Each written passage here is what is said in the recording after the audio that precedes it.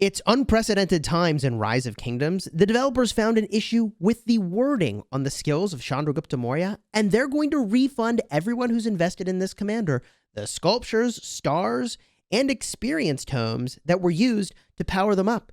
The question then becomes, is it worth reinvesting in them after you get everything back, or should you put those sculptures somewhere else? I've got a hot take on this one, and we're going to give you our recommendation for where those sculptures should go. And yeah, I don't think the answer is to put them back into Chandragupta.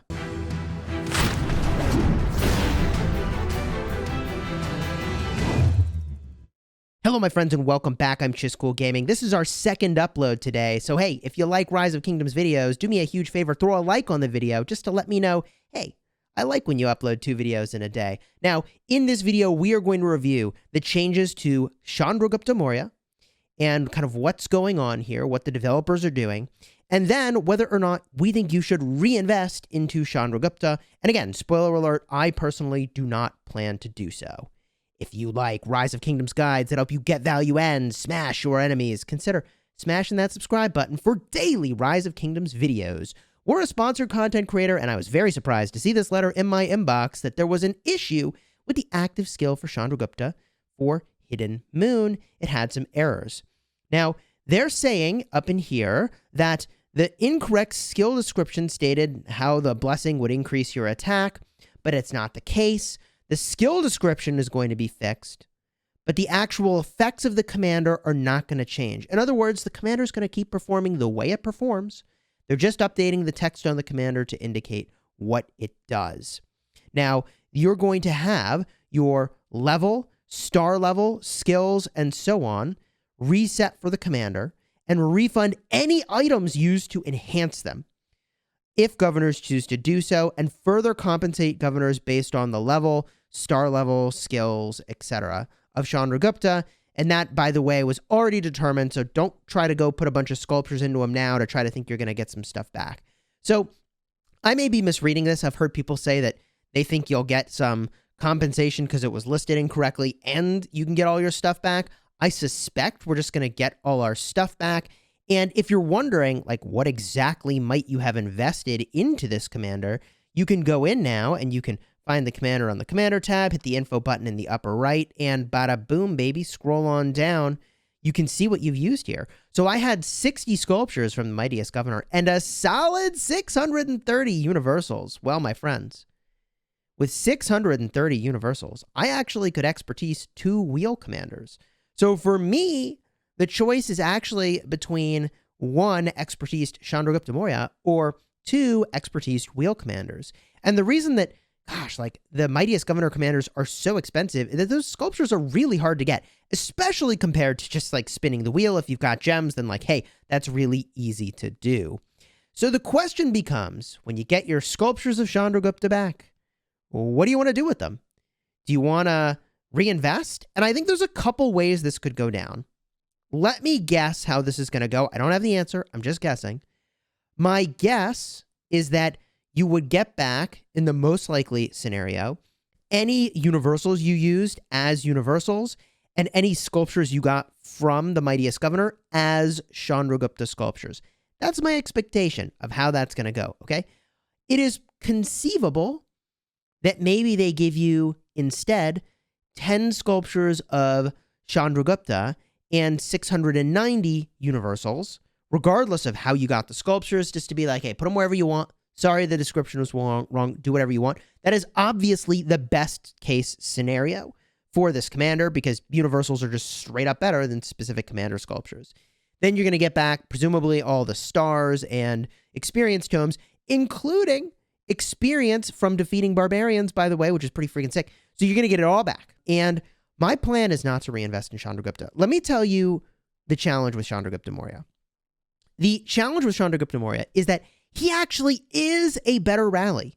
That's right. Chandragupta leads a better rally than Attila Takeda. But there's a huge problem, which is that Chandragupta has not enough anti-swarm technology, and the likely person you're going to pair him with is Khan. Khan also has no anti-swarm technology. Now, you could pair Attila and Chandra, and that sort of has some anti-swarm tech, but it doesn't have the sustain that Attila and Takeda does. So I'm going to make the argument here, after having spent dozens of hours rallying with Attila, Takeda, Chandra, Khan, and messing around and KVK with all of these combos, that Chandragupta is a fine commander if you own the field and your rally can just free run and wreck them. But here's the thing. At that point in time, if you already own the field and you can free rally and wreck them, it doesn't matter what you're rallying with. You've won. It's over. They can try to stall until maybe an ally comes, and like maybe having a little bit of extra edge from a Chandragupta is the difference maker that makes you like able to defeat the opponent before their allies arrive. But I just don't think that's the case. So it's rare that you're going to be able to free rally the opponent. If you have, like, if you can do that, you've already won. So I don't think he's a great commander in that regard, because I would rather have commanders that help me get to the place of, hey, we're winning now, than a commander that makes it so like, oh yeah, we've already won and now we punish them more. You see what I mean? This is a win more commander, in my opinion. That's not to say that's 100% the right thing for everybody and fully like 100% the truth in all situations, but based on my experience with him, like, yeah, I would not put those sculptures back into Chandragupta, and I have only talked to literally one person who said, oh yeah, I would go and put the sculptures back into Chandragupta. And let's talk about why that is. Chandragupta is actually really good in Ark of Osiris for hitting a garrison. And the reason that's the case is that they are, first of all, going to stack Exhaust, which reduces the health and defense of the target. And second of all, they actually have a damage taken reduction when they're hitting a garrison, which is pretty solid. The only downside I see with this right now is that, yeah, okay, the debuff is nice, but there's a bunch of Theodoras running around clearing that debuff anyways.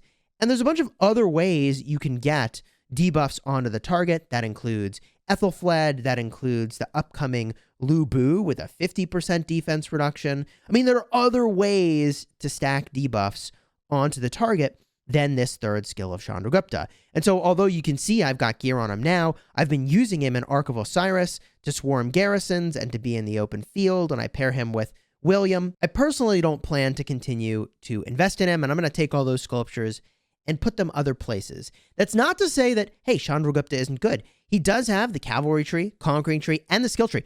3 very good trees. And from what I've heard from, you know, again, the one person who was like, hey, I'm going to keep them, and here's why, is that they use them as an important primary commander when running around in the field. Now, where would I put my sculptures instead? I would put my sculptures instead in maxing out Ramses. I've already got him. 5-5-3-2.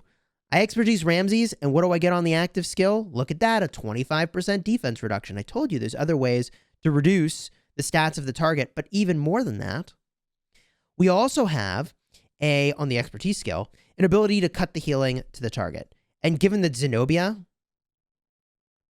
really, verification? Really? You're going to do this to me right now? Right, so where was I? Given that Zenobia is doing big healing, I would rather be swarming the garrison with Ramses anyways for the chance to cut the healing of the garrison. It's not going to happen all the time, but the fact that it's going to happen some of the time is really good. And Ramses right now is an archer rally combo. We think there's going to be 2 new archers coming into the game soon based on things that have been floating around the internet that look like, hey, there could be some really good archers coming. We don't necessarily know that Ramses will still be the rally combo, but he's certainly, I think, better for swarming this Zenobia garrison than what we've got today with the Chandragupta. But in addition to that, with 600 sculptures, I could put 300-ish on Ramses to expertise him. I could put 300-ish on William and expertise him too.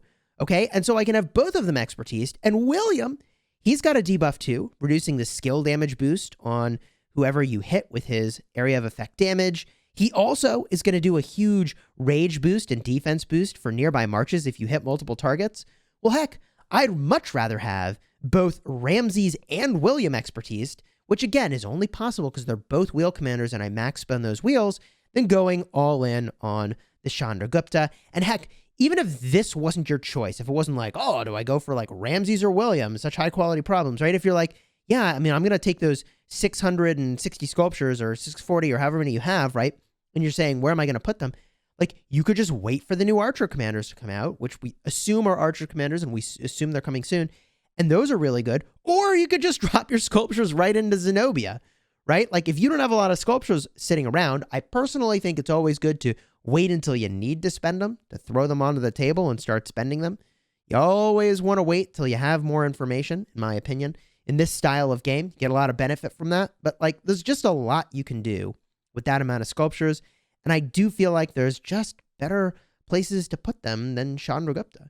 But hey, if you're all in on the cavalry plan, I'm not saying he doesn't have a role, and there's maybe some special rally technique you could use with this guy that like all of Kingdom 75 couldn't figure out when we were doing our testing, and we spent a lot of time testing. And he was the winner with Khan, uncontested. But the second you swarm this commander down, I mean, he just didn't hold up in KVK the way that we would have liked. If you enjoyed this video, consider subscribing to the channel for daily Rise of Kingdoms videos. Do me that huge favor, people. Huge favor. If you enjoyed this, just throw a like on the video. Supports the channel honestly a ton and costs you literally nothing. It means a lot. And if you're looking for more content to watch while the game is updating, depending on when you're watching this, maybe you're far into the future, but if you're watching this today, you're looking for something else during the downtime, I did a video earlier today calculating whether or not it makes sense to heal down your hospital or let it overflow. Spoiler alert, you should heal down your hospital, but the video was really interesting.